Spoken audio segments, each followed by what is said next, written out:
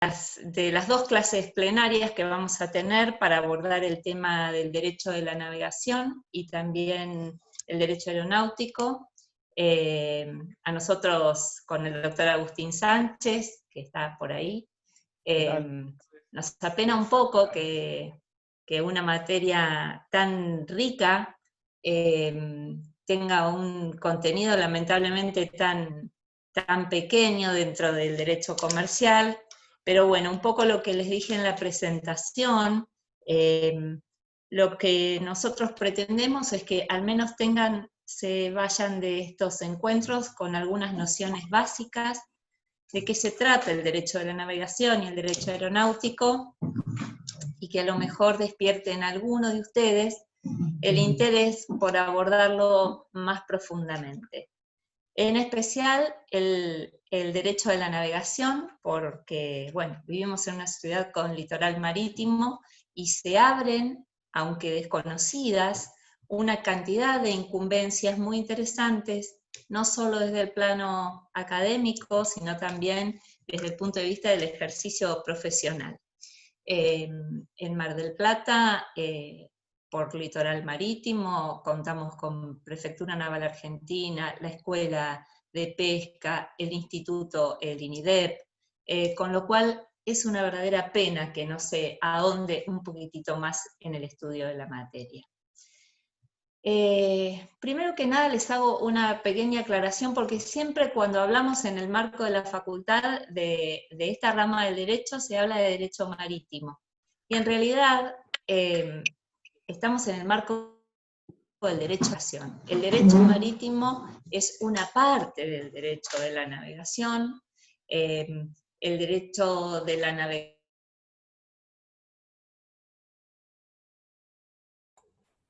Perdón, doctora, pero se empezó a cortar. Correcta. ¿Ahora? Ahora perfecto. Bien, bueno. ¿Se escuchó entonces lo que decía respecto de que lo que nosotros estudiamos es derecho de la navegación? Si bien la gran parte del cúmulo de normas se encuentra dentro del derecho marítimo, también el derecho de la navegación aborda el derecho lacustre y el derecho fluvial. Bueno, y para empezar vamos a decir que este derecho es el conjunto de normas o la rama de la ciencia del derecho que estudia los hechos, las instituciones y las relaciones jurídicas que se derivan del hecho técnico de la navegación. Y para que esto suceda hay un objeto central, que es el buque, y un medio particular, que es el medio acuático. En función de esto, esta rama del derecho tiene una serie de características propias, como es su autonomía, no solo desde el punto de vista legislativo, con todas las normas de derecho internacional e interno que la rigen, sino también desde el punto de vista judicial, porque sabemos que a grandes rasgos la competencia en términos de específicamente el derecho de la navegación es competencia federal, y también tiene una autonomía propia desde el plano científico como una rama autónoma a la hora de abordar el estudio de la materia, ¿sí? Es además, entonces, una primera característica, podemos decir que es su autonomía, y es además una rama del derecho muy tradicionalista. Ustedes piensen, hablando del derecho de la navegación, que nace con el hombre, con su necesidad de comunicarse y de expandirse, de conquistar otras tierras. De esta manera se lanza a los mares, y ya 17 siglos antes de Cristo encontramos regulaciones que aparecen en el Código de Manú y también en el Código de Hammurabi. No los voy a aburrir con la historia, pero sí es para que nos demos cuenta que frente a otras ramas del derecho nuevas, como todas las que trae de la mano la tecnología, o mismo como el derecho aeronáutico, esta es una rama del derecho con antecedentes muy, muy antiguos. El inicio de estas normas, entonces, fueron los usos y costumbres. Y es a día de hoy que los usos y costumbres en el derecho de la navegación siguen teniendo una importancia en la creación de reglas. Por ejemplo, en los contratos de transporte, en los contratos que se celebran entre un transportista y alguien que va a transportar mercaderías, hay normas que se insertan en los contratos que parten de reglas que nacen de los usos y costumbres.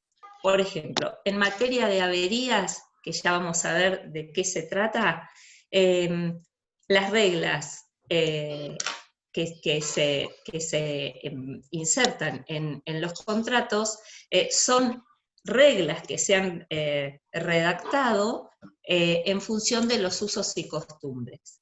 Entonces, tiene una raíz tradicionalista muy profunda.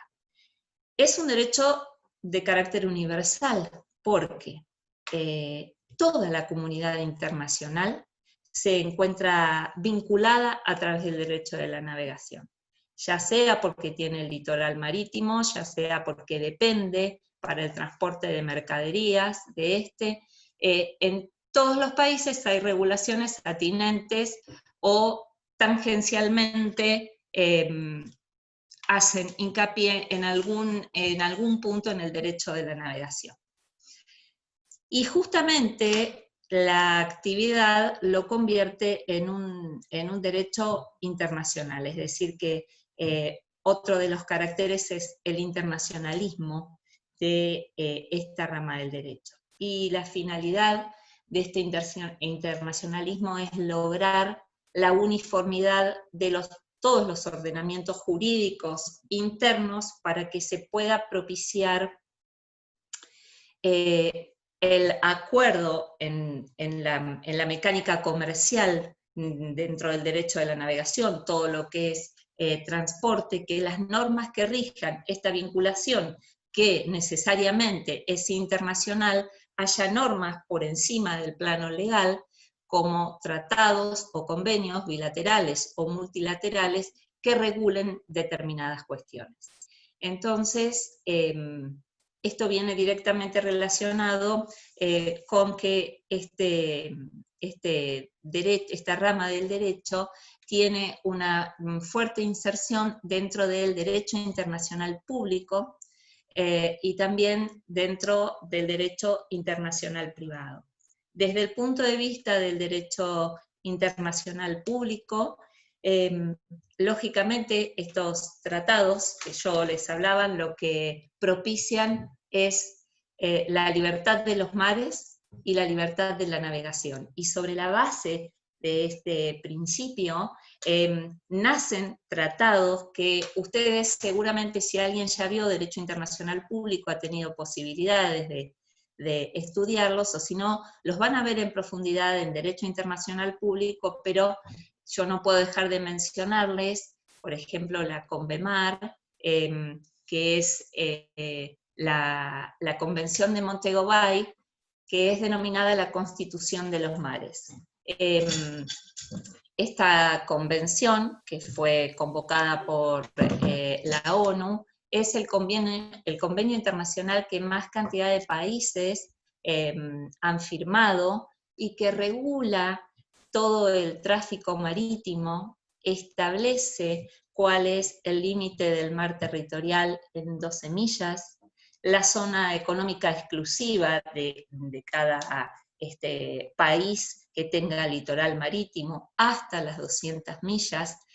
Es un tratado muy extenso, pero en líneas generales regula todo lo que tiene que ver con la preservación del medio ambiente, el cuidado de las especies, las normas que buscan de alguna manera la posibilidad de que todos los países tengan acceso a la navegación y que todos los países, aun aquellos que no son países desarrollados, tengan acceso a la tecnología para, teniendo litoral marítimo, tener buques que permitan el desarrollo de la navegación.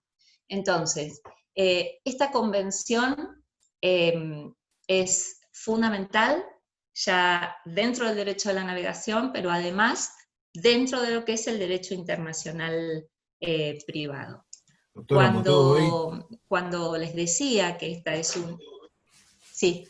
Disculpe, Montego Bay también no plantea la delimitación de los países que comparten mar y océano donde no hay 200 millas que se puedan Sí. que se puedan determinar, digo, países insulares, toda esa situación también está planteada dentro de Montego Bay. Regula todo lo atinente al lo que es mar territorial, zona económica exclusiva, interrelación entre los países que comparten tal vez una porción del litoral marítimo o talud. Por eso es una convención tan importante. El tema es que, lamentablemente, dado lo escueto de esta materia, imagínense que tenemos que compactar una materia en 2 clases, chicos. Yo lo que les puedo decir es que se las menciono y los invito a que si alguno tiene interés, la lea, y les hago saber que la van a leer en profundidad en Derecho Internacional Público. Pero ya les digo, es llamada la Constitución de los Mares, o sea que a partir de ahí surgen todas las normas programáticas para que se desarrolle un ordenamiento jurídico en torno al derecho de la navegación entre los países, ¿sí? Y cuando hablábamos entonces de este internacionalismo, de esta rama del derecho, yo cuando empezamos esta charla les decía que hay, desde el punto de vista del derecho internacional, tratados y convenios multilaterales o bilaterales. Lo que se busca es la uniformidad de los ordenamientos jurídicos. Hay también reglas, como las reglas de York-Amberes, por ejemplo, que rigen en todo lo atinente al tema de averías, las reglas de Hamburgo, que rigen en función de los contratos de comercio en el área marítima, y también hay algunos tratados que no, digamos, que no dictaminan específicamente normas de aplicación directa dentro del derecho de la navegación, pero son los que nosotros llamamos sistema de remisión o norma indirecta, que sin regular específicamente nos indican hacia dónde dirigirnos para aplicar una norma cuando se encuentran en colisión 2 ordenamientos jurídicos. Este es el Convenio de Montevideo del año 1940, es un ejemplo de este tipo de tratados que son normas de remisión o sistema de remisión con norma indirecta. Es decir, no resuelve, pero nos abre el camino hacia dónde tenemos que buscar para aplicar una determinada norma en una cuestión de derecho internacional marítimo, ¿sí? Desde el punto de vista de nuestro derecho, lo que podemos decir es que el derecho de la navegación tiene una integralidad en el aspecto que se encuentran regulaciones en todo nuestro derecho, desde el punto de vista del derecho privado, en el derecho internacional, desde el punto de vista del derecho público, el derecho internacional público, el derecho administrativo y el derecho penal. Y en el derecho privado, el derecho internacional privado, para regular las relaciones comerciales entre privados de diferentes países, y también el derecho comercial, que es, bueno, dentro del que estamos abordando navegación. Entonces, dentro de esta integralidad, otra característica que podemos darle a este derecho, que tiene una evolución dinámica permanente. Ustedes piensen lo que yo les hablaba, si hay regulaciones ya 17 siglos antes de Cristo, imaginen lo que ha evolucionado todo el tiempo la normativa relativa a la navegación y, en consecuencia, las normas bases en general son programáticas para darle paso a las reglamentaciones que le den especificidad en un determinado lugar o frente a una determinada situación. Entonces, por eso, además de ser un derecho integral, es reglamentarista. ¿Esto qué quiere decir? Justamente que dada la evolución y el dinamismo de esta rama del derecho, a veces las leyes no llegan a acompañar ese cambio, y son las reglamentaciones de las autoridades de aplicación, de los organismos que regulan la actividad, las que imponen las normas a aplicar. Por ejemplo, existe en el ámbito de la navegación marítima la figura del práctico, que es una figura pública que se utiliza para el ingreso de los buques a determinados puertos y es un colaborador externo del capitán en todas las maniobras de ingreso del buque a puerto. Bueno, la norma general, la ley de la navegación, nos habla de la existencia del práctico y de la obligatoriedad de su utilización cuando un buque llega a puerto. Pero cada puerto tiene una reglamentación específica en función de su calado, en función de los buques que ingresan, respecto de la obligatoriedad o no de la utilización del práctico. ¿Se entiende? Bueno, esto es lo que hace que sea un derecho muy reglamentarista. Después vamos a ir avanzando para ver, por ejemplo, en el ámbito ya de específico. ¿Cómo? ¿Se escucha bien? ¿Se escucha? ¿Sí? Bueno. Sí, se escucha bien. Bueno, vamos a ir avanzando un poquitito hacia la ley de la navegación. Hablamos de que hay un objeto central para que se pueda desarrollar el hecho técnico, que es la base para esta regulación, es decir, para que se pueda desarrollar la navegación, que es el buque. La ley de la navegación lo define, y sabemos que es todo objeto que pueda desplazarse por el mar. El buque tiene una identidad que está dada por su matrícula, que es como si fuera nuestro DNI. Y vamos a empezar a ver más o menos como un cuentito, si les parece, desde el momento en que una persona o un grupo de personas o una sociedad con domicilio en nuestro país, o al menos con una filial o una sucursal en nuestro país, encomienda a un astillero la construcción de un buque. Así nace el buque cuando un astillero, por decisión propia, o un tercero encomienda su construcción y procede a registrar ese contrato de construcción del buque en el Registro Nacional de Buques. El Registro Nacional de Buques va a llevar las constancias de todos los movimientos de la vida jurídica de este buque que se comienza a construir. Durante el proceso de construcción por un astillero, que es una constructora de buques habilitada al efecto, se van a realizar una serie de inspecciones de un organismo dependiente de la Prefectura Naval Argentina para constatar la evolución de la construcción y que se estén cumpliendo con todas las normas técnicas para que ese buque pueda botarse, llegar al mar y comenzar a navegar. Entonces,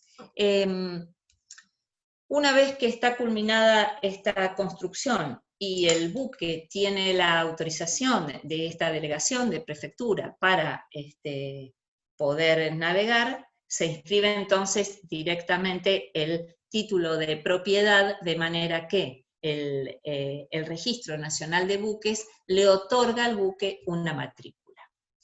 Los elementos que definen al buque, primero y principal, es su matrícula, su nombre, que no puede ser igual al de otro buque, la bandera, que, bueno, en este caso estamos hablando dentro de la República Argentina, y su tonelaje de arqueo, que es el peso que tiene el buque, ya sea el peso total o el peso neto, que es la capacidad que tiene el buque para transportar mercaderías, o si es un buque pesquero, para llevar la captura. Las personas en relación al buque, tenemos personas que se encuentran en tierra y la tripulación, que es la que va a bordo del buque. En tierra tenemos el propietario y el armador, que generalmente coincide con la figura del propietario, a menos que el buque haya sido rentado o alquilado a casco desnudo, es decir, sin tripulación, y entonces la persona que celebra ese contrato como locatario pasa a ser el armador. El armador, ya sea propietario o locatario, es quien tiene la disponibilidad del buque. Es decir, que es el que va a llevar adelante toda la aventura marítima con el buque. La tripulación está conformada, en primer lugar, por el capitán, que es el representante de la autoridad a bordo del buque, y también es el representante del propietario o armador en todo aquello relacionado con la aventura marítima o un viaje determinado, ¿sí? Toda la tripulación que se encuentre a bordo del buque tiene que tener la autorización para embarcarse, y para eso cuenta con la inscripción en el ámbito de la Prefectura Naval Argentina, en el registro, en un registro pertinente, después de haber realizado los estudios pertinentes para poder navegar, con las especificidades de la tarea que desarrolle, ya sea maquinista, marinero, y solo puede embarcarse si cuenta con la libreta de la navegación, que es un documento que visará la Prefectura Naval Argentina cada vez que el tripulante suba al barco y cuando baje. Si el desembarco no se produce en tierras argentinas, siempre va a intervenir el consulado. Pero ese documento hace para el trabajador del mar las veces de, además de ser un documento con el que se va a poder manejar para embarcarse y desembarcar, va a quedar constancia ahí de cada uno de sus viajes. Entonces va a ser las veces de una certificación de servicios a la hora de su jubilación, porque en ese documento van a estar consignados todos los viajes que este trabajador realizó, ¿sí? El vínculo entre la tripulación y el armador se denomina contrato de ajuste, porque ustedes saben que dadas las características de la actividad, es una actividad que tiene particularidades que lo alejan de la ley de contrato de trabajo. Entonces, las normas que van a regular la tarea que van a cumplir estas personas está regulada específicamente, ¿sí? ¿Hasta acá vamos bien? ¿Sí? Sí, perfecto.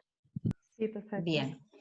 Bueno, entonces, tenemos el buque, los sujetos que están en tierra, la tripulación, y ahora el buque se lanza a la aventura marítima. Podemos ensayar una cantidad de clasificaciones de buques. Sabemos que hay buques públicos, que son aquellos que están afectados a la seguridad de marina y policía, y hay buques privados, que son todos los demás, aún perteneciendo al Estado, si no están abocados a las tareas de seguridad y policía, tienen un régimen privado. Y dentro de los buques privados tenemos buques pesqueros, buques que se encargan del transporte de mercaderías, es decir, que están, diríamos, en el ámbito comercial, pero también tenemos buques abocados a la pesca deportiva, buques abocados al transporte de personas, con lo cual imagínense todas las derivaciones jurídicas que a partir de este objeto, que es el buque, se abren, y por eso les decía que es tan rica esta materia, y bueno, tan penosa que la tengamos que compactar en dos encuentros nada más. Pero bueno, yo un poquitito quiero abrirles esta ventanita para que se den cuenta que no hay tiempo de abordar todo, pero que desde el punto de vista de la incumbencia profesional hay mucho para bucear. Ya que estamos en navegación, hablemos de esto.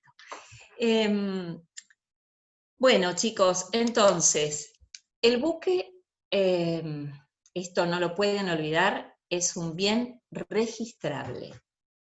Tiene, a partir de su inscripción en el registro respectivo, en el Registro Nacional de la Navegación, Reginave, todo un régimen especial que tiene algunas diferencias si el buque tiene 10 toneladas o más, o si tiene menos, eso lo vamos a ver después respecto a la Doctora, posibilidad de... Sí. Perdón, ¿el registro es constitutivo? El registro es constitutivo. Sí, no sé quién está hablando. Gracias. Yo. Sí. Gracias. Y disculpe, doctora, ¿sigue estando prohibida la transferencia de bandera o ya cambió el régimen? No, a ver, en principio hay una posibilidad que, digamos, si se podría adquirir un buque pidiendo el cambio de bandera y con el pasabante, que es la documentación de la baja de la bandera de su país, se puede inscribir en el registro de la navegación como un buque de bandera argentina, dando de baja a la bandera de origen. Hasta 2017-2018 el pasabante no te lo aceptaba prefectura, había estaba dado baja el registro, no te dejaban la transferencia. Mirá, tengo entendido que actualmente tampoco está permitido, pero es una práctica que se utilizó mucho. Bueno, a lo mejor esto viene relacionado también con la posibilidad de empezar a controlar un poquitito la preservación del recurso de nuestros mares, ¿no? Pero, digamos, es una posibilidad que técnicamente en este momento no está vigente, ¿sí?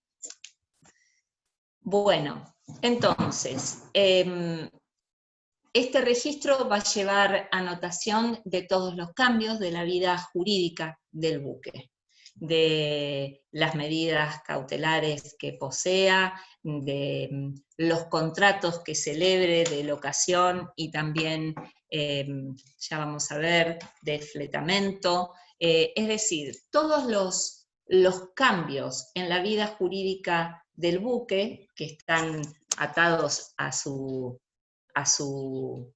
vida en el mar, el registro va a llevar constancia. Por eso es muy importante que recuerden que se trata de un bien registrable, mueble registrable, ¿sí? Profesora, cuando el buque está en el mar, ¿sí? Profesora, Sí. y si lo registra en el momento de la construcción, ese buque, Si lo registran mientras lo están construyendo, lo único que se registra ahí es el contrato de construcción del buque. El buque va a tener matrícula y registro recién una vez que esté efectuada la autorización de la Prefectura Naval Argentina para inscribirlo como tal. Lo previo es nada más que una inscripción de un contrato de construcción que lo que va a dar es la pauta de quién es el astillero constructor y quién va a ser el propietario, ¿sí? O el futuro armador, digamos. Pero por eso este contrato puede o no inscribirse, ¿sí? Bien. Y en el caso que se compre a un astillero extranjero, se lo inscribe en el momento que ingresa a nuestro país. Claro, tiene que la inscripción es en el momento que el buque llega a la Argentina. Perfecto, gracias. Bueno, hay una serie de situaciones en las que interviene el Estado, y por eso cuando hablábamos el derecho administrativo que se involucra dentro del derecho de la navegación, dentro del derecho público, vemos que el Estado tiene una fuerte intervención de regulación en esta actividad. Porque por un lado el objeto central es el buque, pero también tenemos el medio, que es el mar, al que hay que preservar también. Entonces hay una serie de situaciones que el Estado debe tener presente, por ejemplo, cuando el buque arroja sustancias o elementos al agua, o cuando el buque está varado, hundido o inactivo, y estas situaciones pudieran provocar alguna dificultad, ya sea para la preservación del medio ambiente, para la navegabilidad, para el escurrimiento de las aguas, para el ingreso a los puertos. Entonces, en ese aspecto, el Estado debe intervenir notificando a los propietarios, para en el caso de si son objetos o sustancias que ha arrojado el buque, proceda a retirarlas, o de lo contrario, si es el buque mismo el que está produciendo algún tipo de inconveniente o pudiera producirlo, es decir, que hay un peligro latente de que eso suceda, también se notificará al propietario para que proceda a removerlo, desguazarlo, trasladarlo para, digamos, que no continúe siendo un obstáculo. En el caso de que sean sustancias o se trate de algún elemento líquido que hubiese arrojado, si los propietarios del buque no hicieran caso omiso de la intimación del Estado, es justamente el Estado el que se va a encargar por sí o a través de contratistas de retirar esos elementos, depositarlos en la aduana y en el caso de que sean susceptibles de subasta, llevarlos a subasta pública para que con el producido de ese dinero pudiera recuperar la inversión realizada y si queda un remanente, depositarlo a la orden del juez competente, que es el juez federal, del lugar a donde se encuentre el buque que haya producido esta situación. Si se trata de el buque mismo el que está provocando el inconveniente, se le va a otorgar un plazo al propietario de entre 2 y 5 meses para que proceda a retirarlo, removerlo o desguazarlo. Pero si producida la intimación el propietario no compareciere o su representante legal, se entiende que ese propietario ha realizado lo que conocemos como abandono del buque, un abandono tácito. El abandono lo que produce es que la propiedad del buque se traslade de manos de este particular al Estado. Entonces, aquí toma intervención el registro nuevamente para asentar esta transmisión de dominio que ha sido tácita, que no, digamos, que no ha cumplido el propietario intimado, no ha comparecido, entonces se entiende que tácitamente ha dejado la titularidad en manos del Estado. También puede hacerlo expresamente. En uno y otro caso, entonces, va a ser el Estado el que se... ¿Sí? ¿Sí? Sí, ¿qué tal? Buenas tardes. En ese caso, ¿la propiedad se extingue o se transmite? Se transmite. Se transmite al Estado. Se transmite, bien. Y cuando el Estado, y cuando por ese abandono... Por eso yo... Sí, dígame. No, por eso yo les decía hoy que el Estado puede ser titular de buques bajo un régimen público o privado, y este sería uno de esos casos. Decime. ¿Y cuando el abandono transcurre por parte del Estado? Y cuando el abandono transcurre por... ¿Cómo? O sea, el abandono lo hace el Estado. Pero el buque era propiedad del Estado y el Estado no se ocupa. Claro, en ese caso, sí. En ese caso no hay una inversión hacia un traslado hacia un privado. Supongo que tendría que haber alguna institución por encima del Estado que pudiera...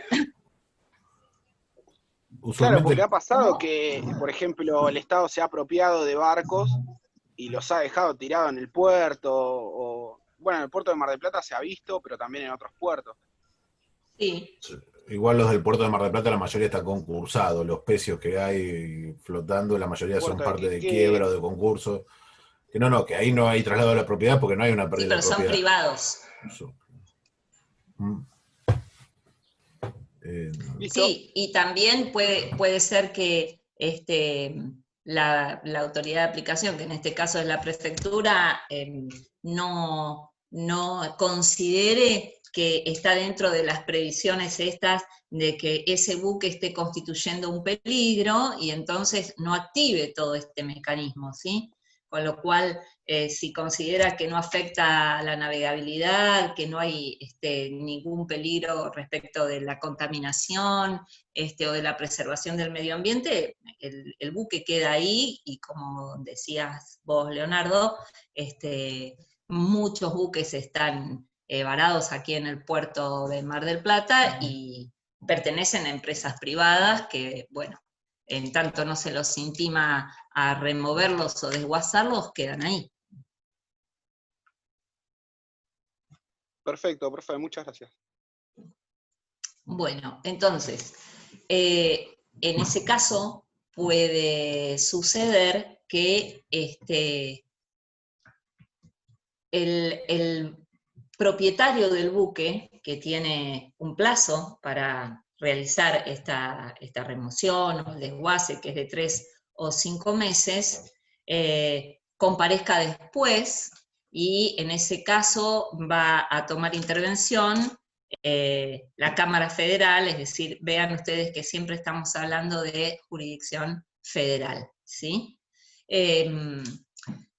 Bueno, estas son situaciones donde el Estado toma o debe tomar intervención, y debe también procurar informar si el buque es objeto de alguna medida cautelar al titular de esa medida, es decir, que no puede ordenar, por ejemplo, la remoción del buque si ese buque es objeto de una hipoteca. El acreedor hipotecario tiene que ser notificado de esta situación, porque eventualmente puede necesitar alguna medida de prueba, como podría ser un reconocimiento judicial sobre el buque, algún tipo de pericia, en cuyo caso este periodo otorgado de entre 2 y 5 meses se suspende para que se puedan realizar las medidas de prueba en aras de la protección del derecho de un tercero, ¿sí? Algo que me parece muy interesante tener presente en todo el ámbito del derecho de la navegación es la cuestión de la responsabilidad.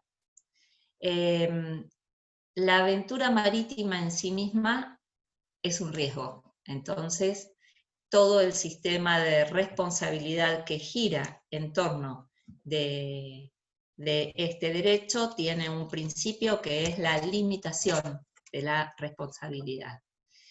Y así vemos que el propietario o el armador podrán limitar la responsabilidad cuando este buque genere un daño a un tercero, y esa limitación será el valor del buque al momento en que culmine la travesía marítima, la aventura marítima o el viaje, como quieran llamarlo, en el que se produjo ese daño a un tercero. Entonces, el límite de la responsabilidad del propietario va a estar dado, o el armador, va a estar dado por el valor de ese buque con todos los créditos que en relación a ese viaje van a crecer el capital relacionado al buque. Por ejemplo, el valor del buque en sí mismo más el valor de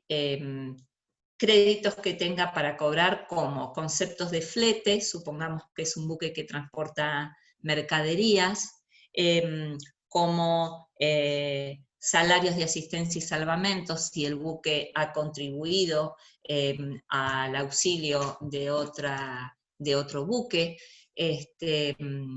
contribuciones de averías, si el buque ha sido objeto de algún perjuicio en relación a una avería y tiene como consecuencia de ello un derecho de contribución. Todos estos créditos, más el valor en sí mismo del bien, van a constituir el límite de responsabilidad. Esto en tanto y en cuanto los daños que se produzcan a terceros sean daños materiales y no personales. Si son daños personales, el límite de esa responsabilidad se amplía, y acá ya la ley empieza a hablar de pesos argentinos oro, impone una cantidad de 12 argentinos oro, que es una moneda que tiene cotización oficial, que para que se den una idea, hoy aproximadamente un argentino oro ronda los 22.000 pesos, entre 20 y 22.000 pesos, por este monto, por 13, por tonelada del buque, y este va a ser, es decir, se amplía el límite de responsabilidad, y aquí se puede tomar como integrante para este límite lo que el propietario o armador reciba del contrato de seguro que hubiese celebrado. ¿Se entiende?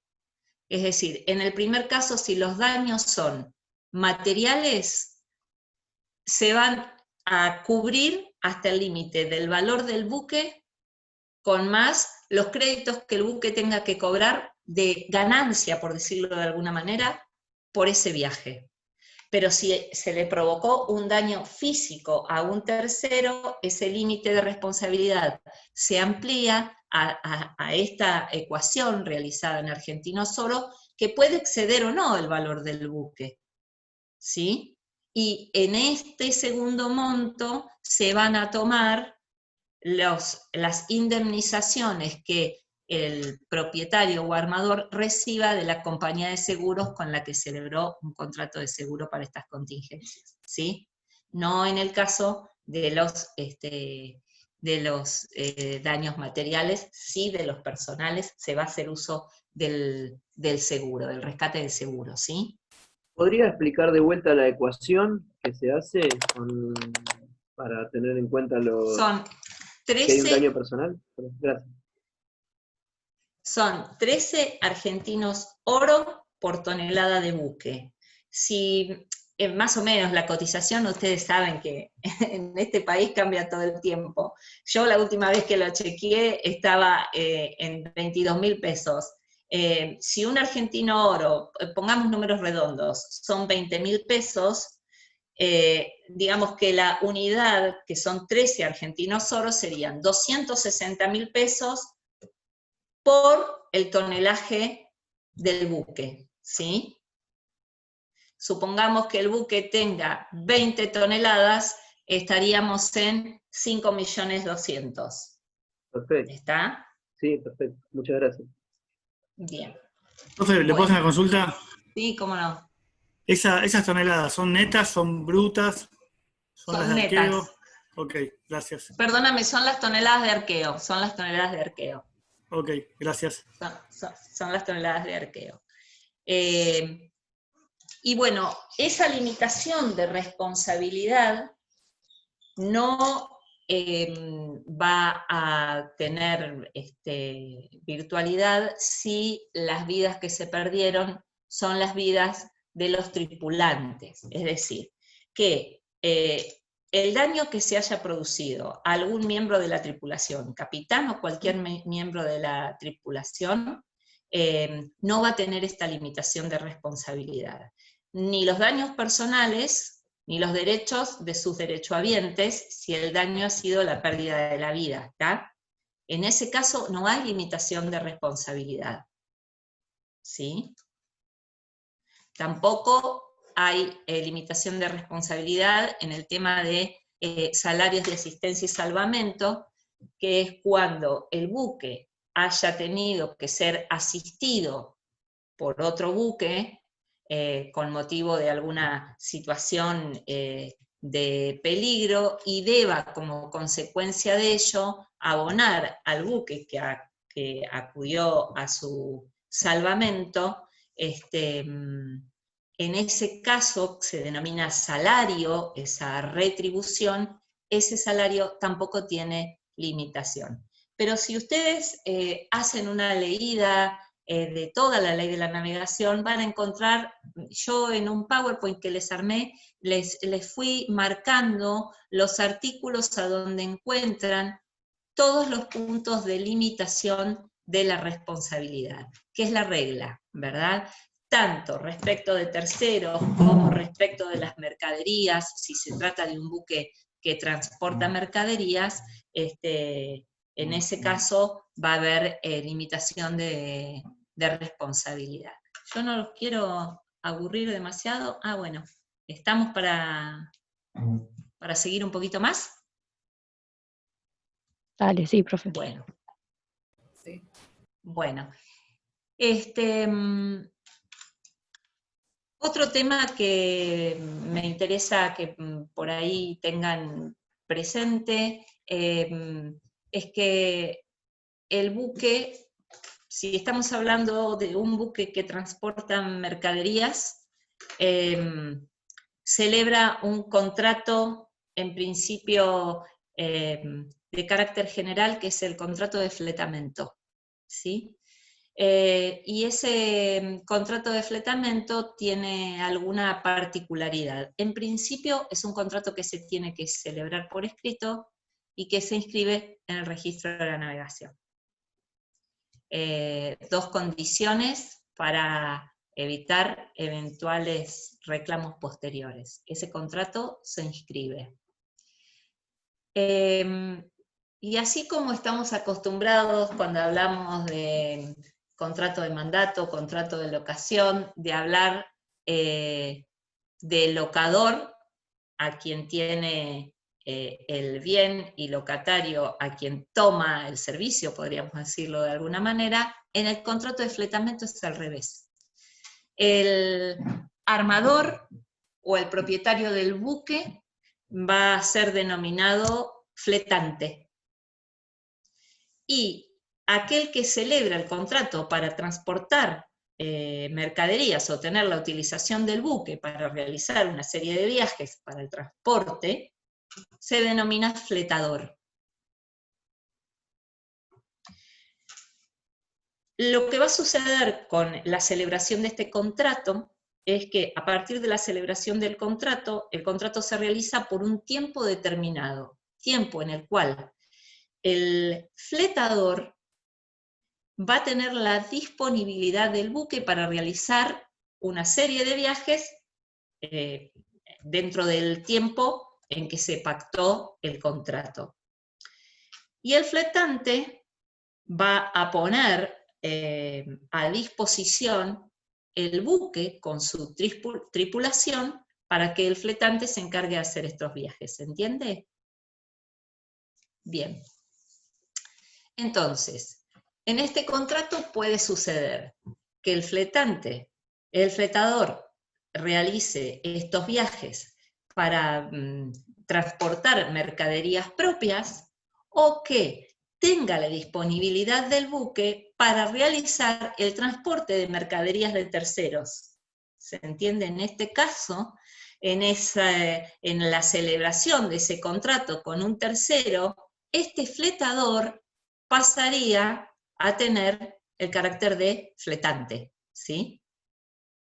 Entonces, puede celebrar ese contrato y puede hacerlo Es como un por subalquiler, viaje. perdón, sería como un subalquiler, como subarrendar algo. Sí, Bueno. sería más o menos eso, pero en realidad, digamos, está permitido porque vos tenés dos tipos de contrato de fletamento. Un contrato de fletamento por tiempo y un fletamento que puede ser total o parcial, es decir, de una parte del buque o de todo el buque, ¿sí? Bien.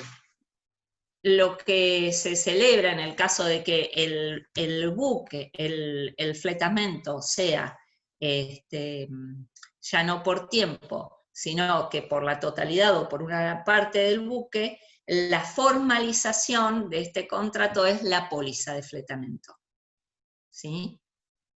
Que está íntimamente ligado con lo que es el contrato de transporte.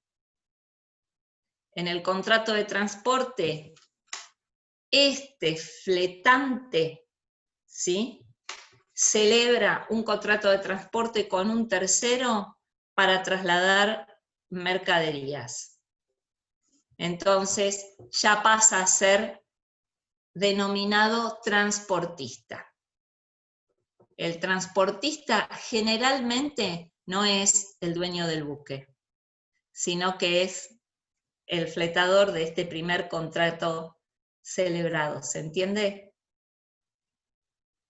Es decir, que el fletador que celebró con el dueño de un buque un contrato de flete, ahora celebra con un tercero un contrato de transporte y se transforma en transportista. En la práctica es así, generalmente el propietario del buque celebra el contrato de fletamento, pero no es el transportista, ¿está?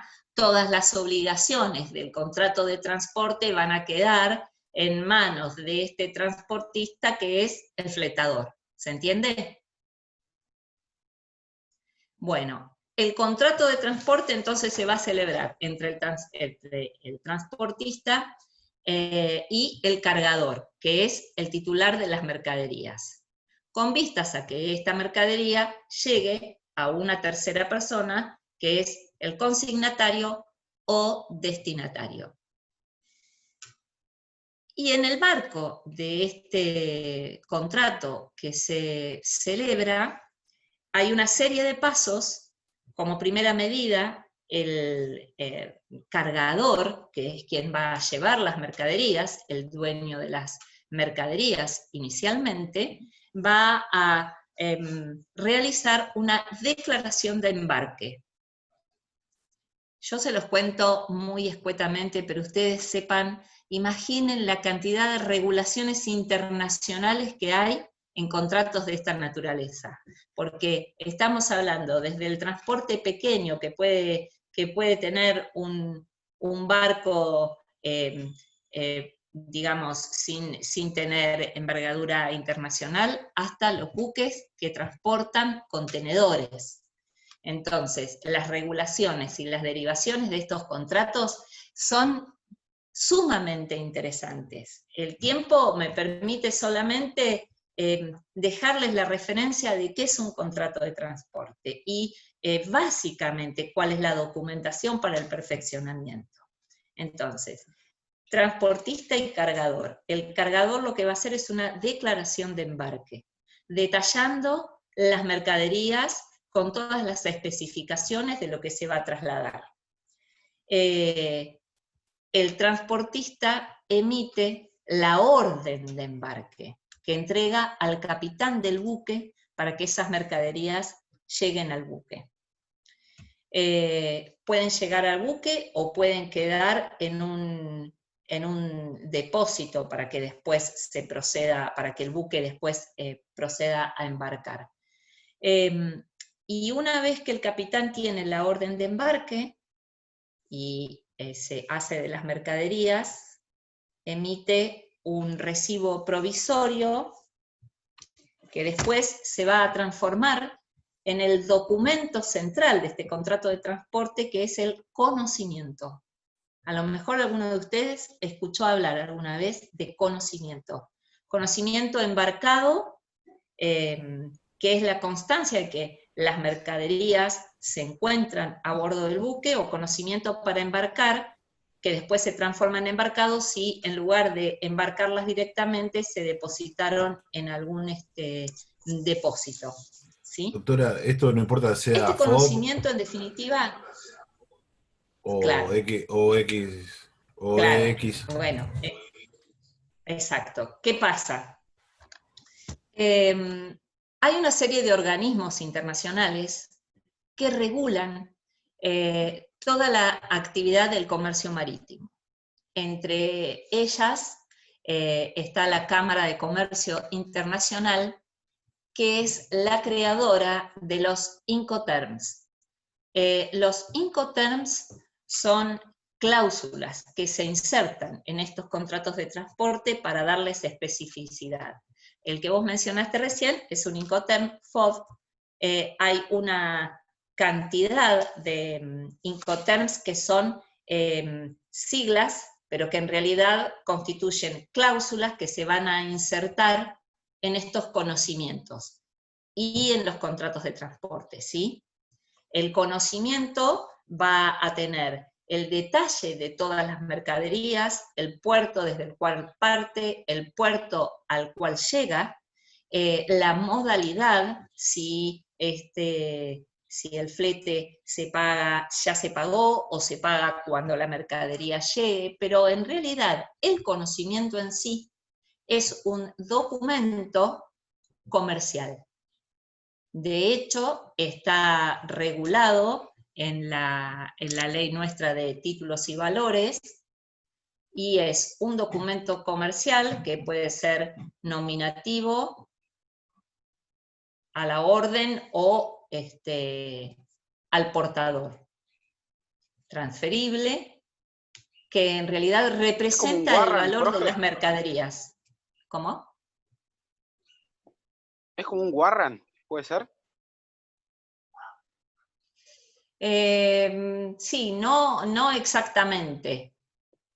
No exactamente. Es un documento que en realidad es casi como el título de propiedad de las mercaderías. El portador de ese documento va a poder reclamar la entrega de las mercaderías o las indemnizaciones en el caso de que no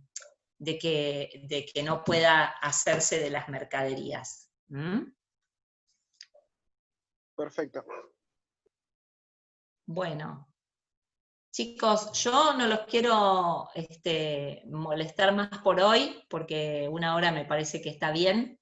Lo que sí, quedo a disposición, junto con el doctor Agustín Sánchez, para que a partir de esta presentación y con el PowerPoint que nosotros les hemos subido, ustedes me manden a mi mail, creo que en Facebook está, si no es marcelaramos555@gmail.com, todas las preguntas que quieran hacernos nosotros se las vamos a contestar en un Word que las vamos a subir la semana que viene al campus, y el jueves que viene tenemos otro encuentro a donde vamos a ver un poquito más de derecho de la navegación. Por eso si alguno tiene un tema que le interese que abordemos, me lo hacen saber.